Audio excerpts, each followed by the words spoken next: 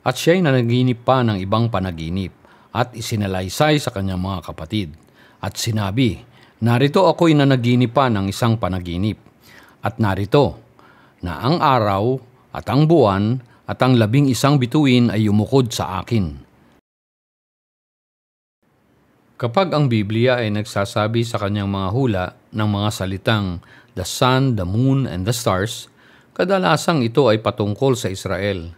Kaya't kapag sinasabi ng mga ito ay nagliliwanag at tumitindig, ito ay nangangahulugan ng mga pagpapala para sa kanila.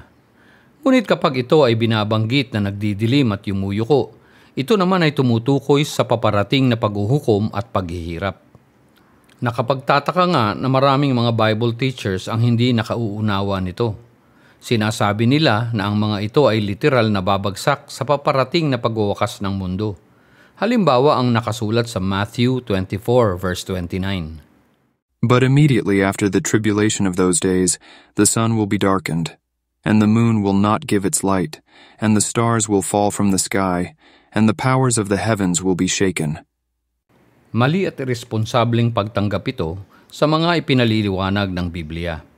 Sapagkat hindi natin dapat na tinatanggap ang mga ito upang umayon lang sa ating kultura at panahon ngayon.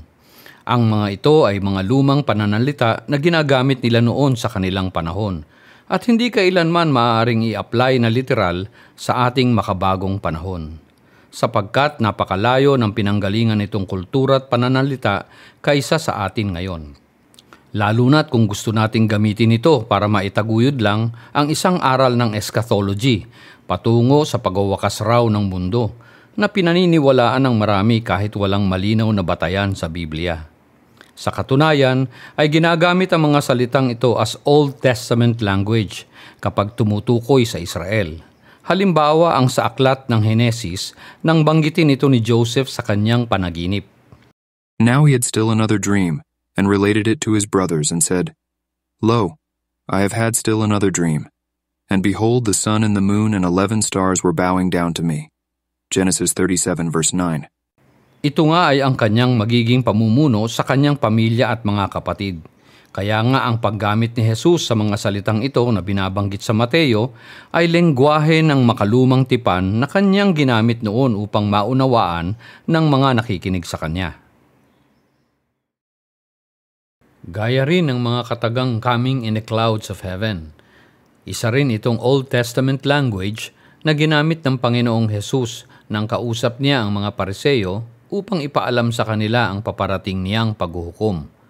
Kaya nga't nagalit sila sa kanya at gusto siyang ipapatay, sapagkat alam nila na iyon ay mga katagang ginagamit sa lumang kasulatan para sa paparating na paghuhukom at kaparusahan na dinadala ng kapangyarihan ng Diyos. Ganito ginamit ng Panginoong Jesus sa mga katagang ito. Are you the Christ, the Son of the Blessed One? And Jesus said, I am, and you shall see the Son of Man sitting at the right hand of power and coming with the clouds of heaven. Tearing his clothes, the high priest said, What further need do we have of witnesses? You have heard the blasphemy. How does it seem to you? And they all condemned him to be deserving of death. Mark 14 verse 61 to 64. Ito nga ay Old Testament language na ginamit ni Jesus sa kanila na galing sa aklat ng Isaiah at Ezekiel, patungo rin sa paghuhukom. Behold, the Lord is riding on a swift cloud and is about to come to Egypt. The idols of Egypt will tremble at his presence, and the heart of the Egyptians will melt within them. Isaiah 19 verse 1. For the day is near, even the day of the Lord is near. It will be a day of clouds, a time of doom for the nations. Ezekiel 30 verse 3. Mag-aral at magsaliksik, maging mapanuri tayo sa pag-alam ng salita ng Diyos. Binigyan niya ang bawat isa sa atin ng kakayanang umunawa at tumuklas ng katotohanan. Ito ay kung atin siyang hahanaping masikap at kakampihan lang.